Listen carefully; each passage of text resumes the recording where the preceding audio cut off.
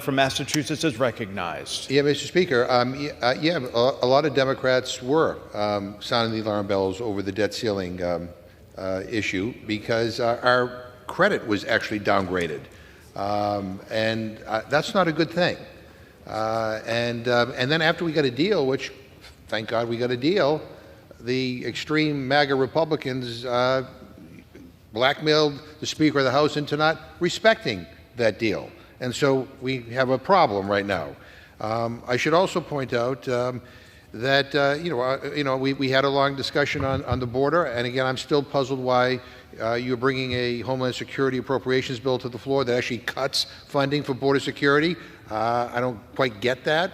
And you added a provision that says that even if you pass a appropriations bill on Homeland Security, it is kept at the desk. It can't go to the Senate for a vote unless this crazy bill, H.R. 2, is passed by the Senate and signed into law by the President without even changing a comma. I mean, it is absurd that is, I don't know what brilliant legislative mind thought that up, but the bottom line is this is not serious. And let me again read a quote from Senator McConnell. He said, "A vote against a standard short-term funding measure is a vote against paying over $1 billion in salary for CBP and ICE agents." So I don't know how my Republican friends are going to defend the border, maybe with volunteers.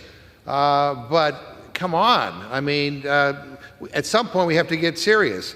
Let me also just say, and again, you can't make this stuff up, Republicans are holding their first impeachment hearing today with just hours to go until a shutdown. What is wrong with them? I mean, in breaking news, it was a failure. The hearing was a total failure. Republican staffers are telling reporters that it was, and I quote, "an unmitigated disaster."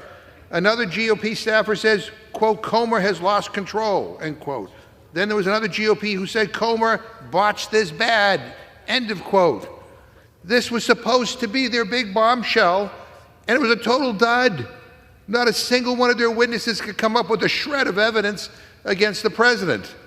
Let's see what they said. And here's their lead witness, Jonathan Turley, who they roll out every chance they can, who's on Fox News constantly. He said, "I do not believe that the current evidence would support articles of impeachment," end quote. That's their star witness. Oh, here's their other lead witness, Bruce Dubinsky. Quote, "I'm not here today to even suggest that there was corruption, fraud, or any wrongdoing," end quote.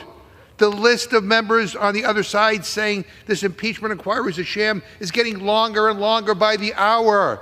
And the clock keeps ticking toward a shutdown. And instead of a bipartisan CR that can pass, here we are wasting time. Mr. Speaker, I request unanimous consent to insert into the record an article from the Daily Beast entitled, "Star GOP Witness Immediately Pours Cold Water on Biden Impeachment." Without objection. And again, the gentleman mentioned, what's wrong with sending this separate bill to the Senate. I thought I explained that. Let me explain it in 2 words. Paul and Tuberville. I mean, these senators are unhinged. Tuberville is holding up military promotions, and Paul delays everything. We see that he's trying to delay Senate consideration on the CR. But I mean, sending this over and expecting that there's quick action, I mean, we all know what's going to happen. And we all know that the people like Marjorie Taylor Greene who insisted on this, did so because they think they have a better chance of derailing everything. I mean, I find it interesting, Mr. Speaker, that nobody put their name on this amendment. I don't know whose idea this was. I don't know who's the author of this particular provision to strip out Ukraine money.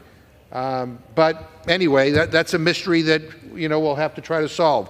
At this point, I'd like to yield 3 minutes to the gentleman from Washington, the distinguished ranking member of the Armed Services Committee, Mr. Smith.